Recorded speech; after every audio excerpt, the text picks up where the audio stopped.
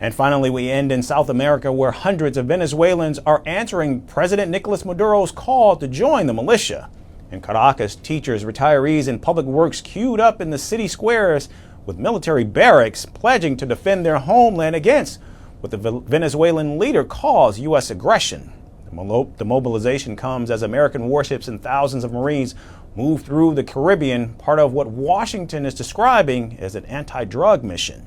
But Caracas insists the buildup is an illegal push for regime change.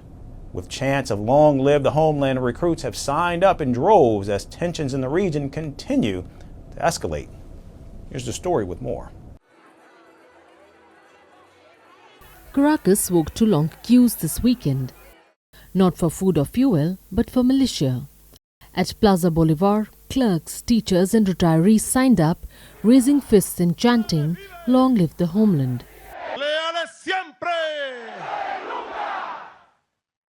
This call had come from President Nicolas Maduro himself. Join the Bolivarian National Militia and defend Venezuela against a looming U.S. threat.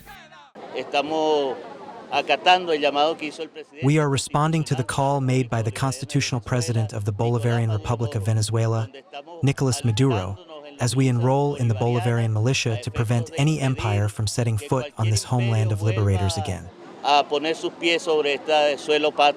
Recruitment centers opened everywhere.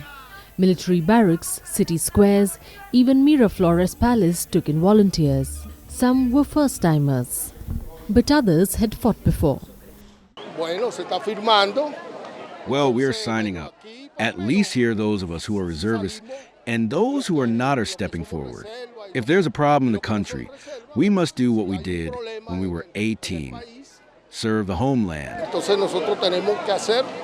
The enlistment drive was more than a ritual. Volunteers watched films of past blockades and learned to handle weapons. Venezuela is responsible for bringing down empires, and this is the last empire that will fall, the United States. Mark my words, it's Venezuela's role to do it. In fact, we've already started. We're in the process. What's left of it is just the illusion of an empire. Maduro insists the militia already has 4.5 million members. However, independent analysts put the figure close to 343,000. Whatever the truth, the president is betting on numbers, not precision. He calls the mobilization part of a national plan for sovereignty and peace, though the timing leaves little doubt. It comes as U.S. warships cut through Caribbean waters. In fact, last week, two sources revealed the deployment of an amphibious squadron near the Gulf of Venezuela. USS San Antonio, USS Iwo Jima, and USS Fort Lauderdale. Together, they carry 4,500 sailors and Marines, with a broader force of 22,000 nearby. The Pentagon frames it as a mission against drug cartels. The Trump administration calls Maduro a narco-terrorist, and a $50 million bounty now hangs over his head. Today, the Department of Justice and State Department are announcing a historic $50 million reward for information leading to the arrest of Nicolas Maduro. Under President Trump's leadership, Maduro will not escape justice and he will be held accountable for his despicable crimes. Caracas, however, rejects the charges. Maduro labels the naval presence immoral, criminal, and illegal.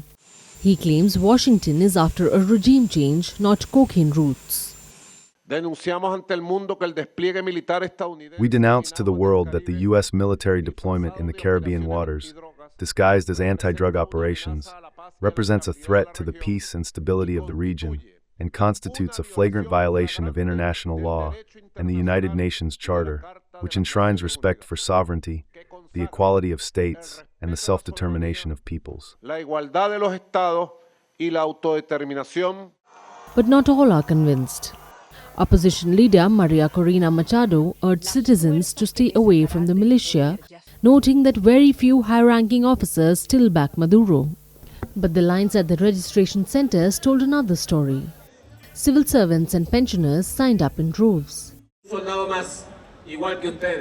I am just another soldier like you, and I am willing to give my last breath, to give my life defending this homeland, and I will do so alongside you, my dear brothers and comrades.